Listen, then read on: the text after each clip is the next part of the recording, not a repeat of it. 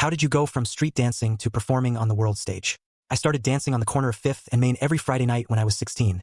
laying down my old jacket as a makeshift stage while cars passed by and people dropped coins into my baseball cap. The concrete was cold under my sneakers and the streetlights cast long shadows as I practiced my moves over and over again,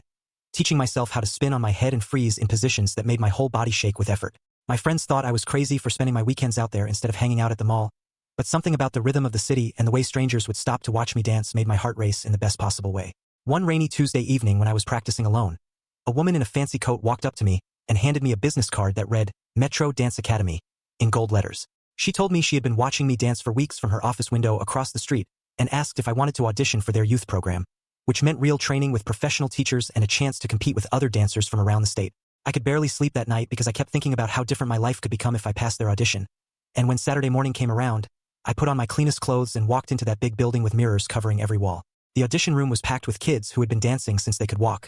wearing expensive outfits and warming up with moves I had only seen in music videos. When my turn came, I closed my eyes and pretended I was back on my street corner,